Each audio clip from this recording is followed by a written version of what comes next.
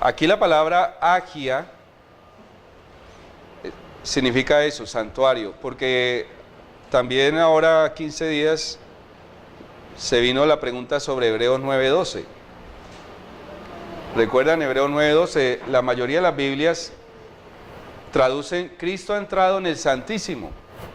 Entonces muchos que son enemigos de la doctrina del santuario y atacan el juicio desde 1844, dicen que Cristo entró directamente al Santísimo, que Él no pasó del Santo al Santísimo, sino que Él desde que ascendió a los cielos está en el Santísimo, que eso es mentira, que en 1844 hubo un paso de Cristo del Santo al Santísimo, porque Él ya estaba en el Santísimo desde que empezó su ministerio, pero no es así. La traducción está mal traducido, la palabra griega es agia.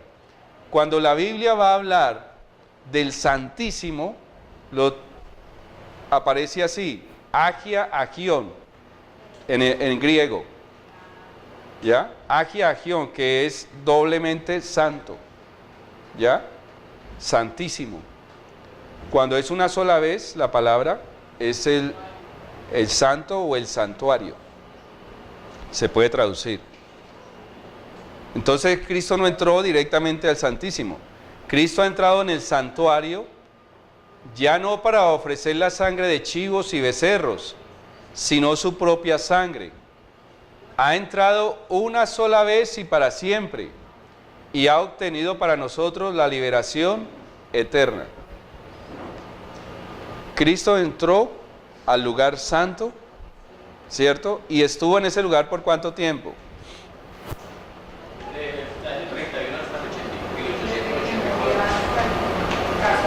Desde el Pentecostés del año 31 hasta 1844, ¿cierto? Ministró presentando los méritos de su sangre en favor del pecador, depositando o soportando los pecados de la humanidad. Cuando tú confiesas tu pecado, lo que haces es lo mismo del servicio típico. El pecador en el típico, ¿qué hacía con el pecado? ¿Qué hacía el pecador con el pecado en el servicio típico? Al cordero. Y guardaba la esperanza de que ya a través de la sangre del cordero su pecado estaba en el santuario. Nosotros, el mundo cristiano, ¿cómo transfiere sus pecados al santuario? ¿Transfiere su pecado a quién? ¿Quién es la víctima? Cristo soporta nuestros pecados. Él es la víctima. Él queda cargado con nuestros pecados. Es muy importante entender esto, porque si a nosotros no nos importa cargar a Cristo de pecados, es porque no le amamos, ¿no? Pero si nosotros lo amamos y nosotros sabemos literalmente que mi pecado lo contamina a Él en el sentido de que Él lo debe soportar, entonces yo voy a pensarlo mucho más para pecar. Eso es proporcional al amor que le tenga. Si a mí no me interesa Cristo, si yo no lo amo, juego con el pecado y una vida sin temor al pecado, sin respeto a la sangre que Cristo derramó por mí en la cruz.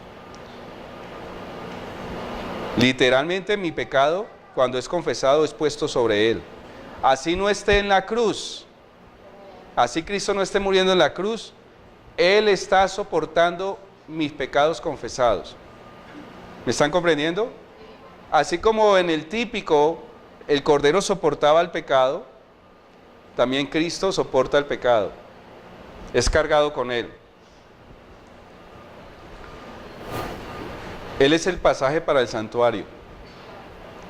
La sangre de Cristo ofrecida en beneficio de los creyentes arrepentidos, les aseguraba que perdón y aceptación cerca del Padre. Pero, no obstante, sus pecados permanecían inscritos en los libros de registro. Así como el pecador típico tenía que transferir su pecado al Cordero y esperar el día de expiación para ya poder estar tranquilo de que ha sido perdonado, nosotros también. Nuestros pecados cometidos después del bautismo están transferidos por medio de Cristo al santuario, pero no obstante, están allí inscritos, esperando el juicio. Por eso dice que nosotros debemos de ocuparnos de nuestra salvación ¿con qué? Con temor y temblor.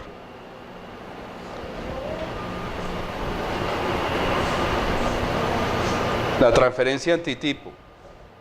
Así como en la antigüedad los pecados del pueblo eran puestos por fe sobre la víctima ofrecida y por la sangre de ésta se transferían figurativamente al santuario terrenal, así también en el nuevo pacto los pecados de los que se arrepienten son puestos por fe ¿sobre quién?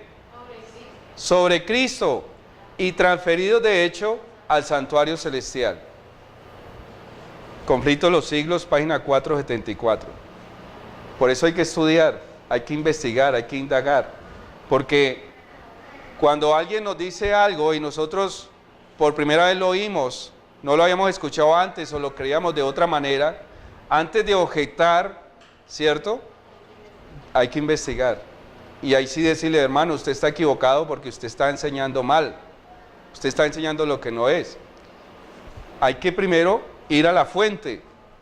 Y la fuente me está diciendo, conflicto de los siglos, que mi pecado, cuando yo lo confieso, lo estoy poniendo ¿sobre quién?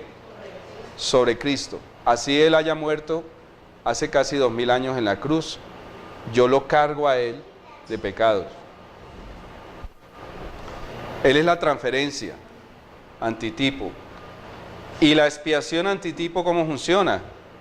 Dice, así también la purificación real de lo celestial debe efectuarse quitando o borrando los pecados registrados en el cielo.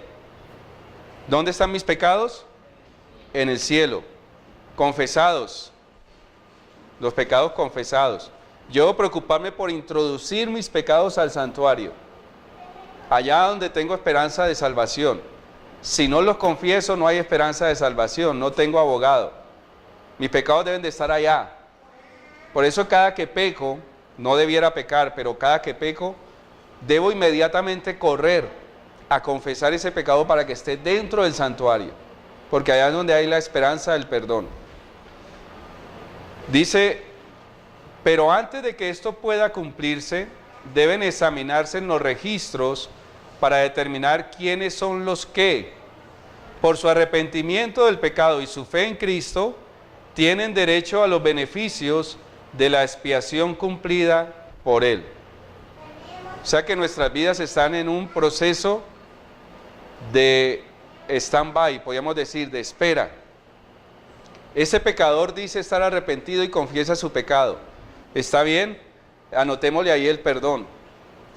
Pero ese perdón es provisional. Provisional hasta que ese pecador finalmente demuestre de que está verdaderamente arrepentido, y entonces, una vez que pase a juicio, sus pecados sean borrados. Si en el juicio se halla que sus pecados no son borrados, ¿qué va a pasar?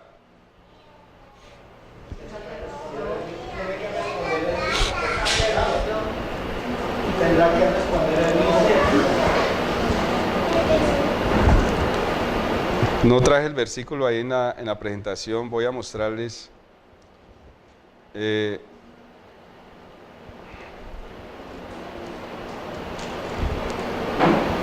para que entiendan qué sucede.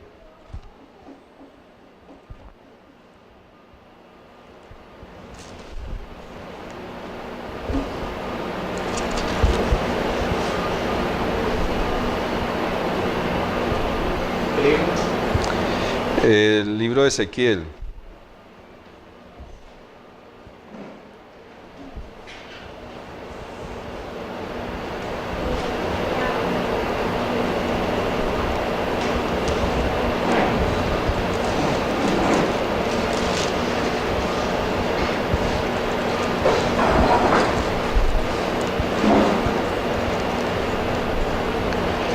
Ezequiel, el capítulo 18.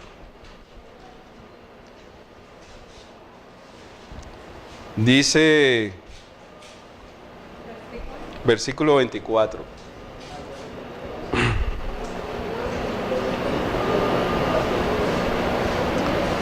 Mas si el justo se apartare de su justicia, ¿qué es la justicia nuestra? Cristo. Si yo me aparto de Cristo, ¿cierto? Y cometiere maldad, e hiciere conforme a todas las abominaciones que el impío hizo, ¿vivirá él? Ninguna de las justicias que hizo le serán tenidas en cuenta. ¿Cómo así? ¿Cuáles justicias? No, ¿cuáles eran las justicias? ¿Qué es mi justicia? Exactamente. Las veces que he sido declarado justo, perdonado por la sangre de Cristo, ninguna de esas justicias me serán tenidas en cuenta. Quiere decir, hermanito, que los pecados que usted ha cometido después del bautismo, pero que finalmente usted por un pecado que no ha querido abandonar y usted es hallado falto, todos esos pecados que confesó, usted los va a tener que pagar. Ninguna de esas justicias le serán tenidas en cuenta. ¿Cómo? Es como si usted no las hubiera confesado. Usted es un culpable. A usted no lo van a culpar solo por el pecado que lo va a hacer perder, sino que usted va a pagar por todos los pecados que usted había confesado antes. Ninguna de sus justicias le serán tenidas en cuenta. Dice claramente ahí, por su rebelión con que prevaricó y por el pecado que cometió, por ello morirá. ¿Me están entendiendo? Porque es que están ahí, están registrados, están en stand-by, están esperando, usted está a prueba, están esperando a ver si usted realmente quiere la salvación, si usted realmente quiere ser salvo. Y si usted demuestra que no, entonces usted va a tener que pagar. Usted está condenado, mientras ahora tienes un abogado, pero si usted no demuestra el deseo de ser perdonado, sino que termina en un pecado, usted va a tener que pagar la condena por todos sus pecados. ¿De cuáles no se vuelve a acordar? Antes del bautismo. Pero Juan, si yo tengo después del bautismo y no me arrepiento, pues entonces vuelven los pecados que ya fueron echados al mundo. Los pecados que han sido confesados después del bautismo, que usted los ha introducido al santuario con la confesión.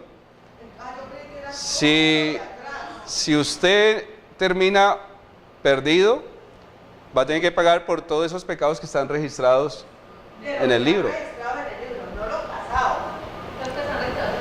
No, yo les expliqué bien claro al principio, ¿no? Que Cristo murió por esos pecados y que quedaron borrados. Nosotros nacemos de nuevo en el bautismo. Él no nos va a juzgar por esos pecados antiguos, están borrados.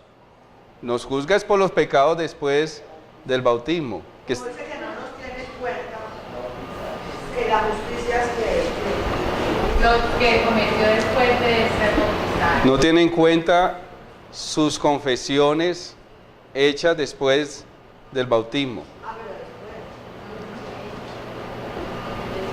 ¿Está claro? Por eso dice aquí, por su arrepentimiento del pecado y por su fe en Cristo, tienen derecho a los beneficios de la expiación cumplida por Él. Si usted es hallado justo, ahí sí, en el día de la expiación, se borran todos esos pecados. Borra. Mientras tanto están transferidos no están expiados. ¿Sí me entienden? A usted lo perdonan. El pecado es transferido sobre Cristo. Cuando llega el juicio, si usted es hallado justo, entonces es expiado. Borra. Donde diga perdón, borre, no queda nada. Pero si es hallado justo, si es hallado impío, no lo borran. Lo que borran es el perdón. Y ahí están los pecados, usted los tiene que pagar. Cuando usted dice que un pecado que ha acariciado, es porque sabe que está pecando. El pecado acariciado es un pecado consciente, repetitivo, que no quiere dejar. Se puede, sí, con el poder de Cristo, pero no se quiere conscientemente. La final transferencia. Cuando Cristo, en virtud de su propia sangre, quite del santuario celestial los pecados de su pueblo, al fin de su ministerio, los pondrá sobre Satanás, el cual en la consumación del juicio debe cargar con la pena final. Será desterrado para siempre de la presencia de Dios y de su pueblo, y será aniquilado en la destrucción final del pecado y de los pecadores. ¿Hasta cuándo nosotros tenemos libertad? ¿O hasta cuándo nosotros podremos decir que Satanás ya no nos puede tocar? Solamente cuando haya terminado el juicio. ¿Ya? Quedamos libres del pecado y del autor del pecado. Solamente allí. Mientras tanto tenemos que estamos en el día de expiación. Tenemos que vivir de manera solemne, ¿cierto?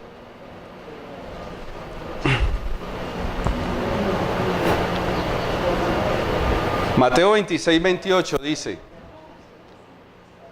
porque esta es mi sangre del nuevo pacto, que por muchos es derramada. ¿Para qué? Remisión de los pecados. ¿Saben qué quiere decir remisión? Vamos a mirar el libro de Deuteronomio un momento. ¿Sí?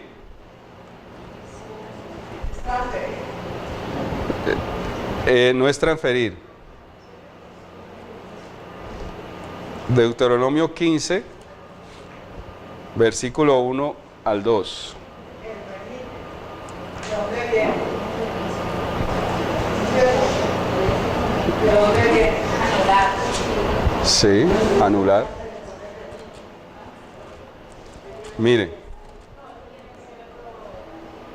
cada 7 años, Deuteronomio 15, versículo 1 al 2. Cada 7 años harás ¿qué? Remisión. Y aquí llegamos a tocar un tema importante que es el de tiempo. ¿Qué era remisión? Sí. Remisión significa condonar en este contexto. Perdonar la deuda. ¿Ya?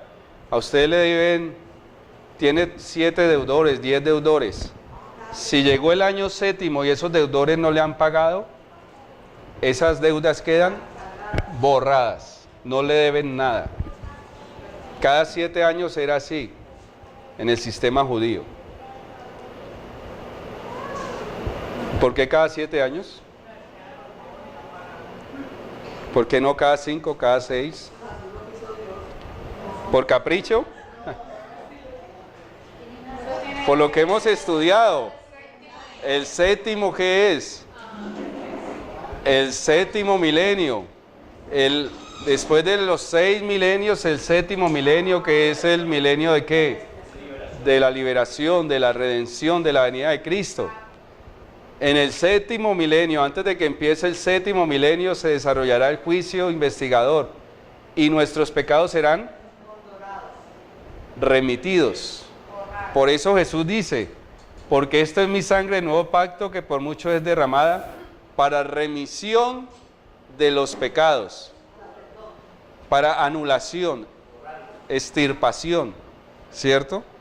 Versículo 2: Y esta es la manera de la remisión. Perdonará a su deudor todo aquel que hizo empréstito de su mano, con el cual obligó a su prójimo. No lo demandará más a su prójimo o a su hermano, porque es pregonada la remisión de Jehová. La deuda quedaba saldada. Si no le había pagado si llegaba ese año y había deuda, quedaban como saldadas. Nosotros tenemos una deuda, unos pecados registrados allá. No estamos siendo condenados porque tenemos un abogado, ¿ya?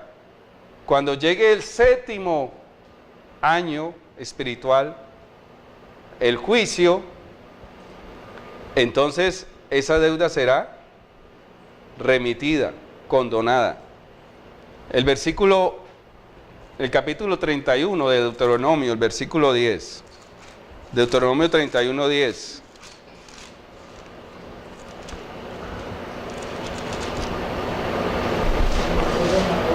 Y les mandó Moisés diciendo: al fin de cada 7 años, en el año de la remisión, es la fiesta de ¿qué? De los tabernáculos. ¿Cuál es la fiesta de los tabernáculos para nosotros? El milenio. Cuando vayamos a morar allá en el cielo, ¿cierto? En las moradas que Dios tiene preparadas. Ese va a ser el año de remisión. Nuestras deudas han sido canceladas. Cristo nos habrá colocado el manto de justicia. Cristo nos habrá sellado. Ahora nosotros tendremos la mente de Cristo, no pecaremos jamás. Y estaremos por la eternidad viviendo con Él, gracias al ministerio que Él realizó como sumo sacerdote en el santuario celestial. ¿Cuántos quieren que sus pecados finalmente sean remitidos, sean borrados? Dios les bendiga. Que podamos tener en este tiempo que queda en la tierra la idea clara de qué es un abogado, la idea clara de la magnitud del pecado, cómo el pecado puede destruirme y cómo yo debo evitar estar pecando, porque mis pecados no son borrados, sino hasta que haya yo demostrado el arrepentimiento sincero y haya finalmente en el juicio confesado todos esos pecados y recibido la justicia de Cristo. O sea que el pago de la penalidad de Jesús con la muerte es lo que lo habilita a Él precisamente para ser juez y abogado de nosotros. El derecho. Por eso, lo que lo habilita a Él para poder representarlo. Sí. Todo aquel que vaya a Jesús y que crea en su sacrificio, pues le da la autoridad a Jesús para que precisamente haga eso. Lo represente. Y pueda asumirse como su propio abogado y pueda defenderlo. Eso. Porque no hay otra forma de haberlo aceptado. O sea, no había otra forma diferente, porque si hubiera sido uno malo, el que hubiera venido aquí, pues nunca hubiera podido hacer lo que Jesús hizo, porque Jesús como Dios, sin pecado, y muere por algo que no tenía que pagar, pues ya Él se le da la vía libre para que nosotros todos aquellos que lleguemos a aceptarlo como nuestro abogado, como nuestro salvador, entonces ya tenemos la vía libre para hacerlo. Eso. Y aquí queda claro que los pecados que serán puestos sobre Satanás no serán todos los pecados, ¿no? Que esa era la otra duda, que pensábamos que todos los pecados, inclusive los desde antes de bautizarnos, iban a ser puestos sobre él. No, son puestos los pecados que son confesados, que están dentro del santuario, que finalmente serán borrados del libro, transferidos a Cristo, y Él los colocará sobre Satanás. Esos son los pecados que Él va a pagar. Vamos a terminar entonces con una oración. Oremos.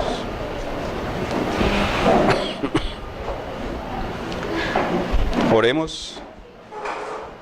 Amado Dios, Padre nuestro, queremos darte las gracias por habernos permitido estudiar este tema del santuario y la relación que tiene con nuestras faltas, con nuestros pecados. Gracias porque hemos comprendido que la única esperanza que tenemos como pecadores es que nuestros pecados estén en el santuario. Hemos comprendido también que estos pecados que cometemos son puestos sobre Jesús. Perdona, Señor, si hemos sido negligentes con nuestra propia vida y te cargamos cada día con nuestras faltas.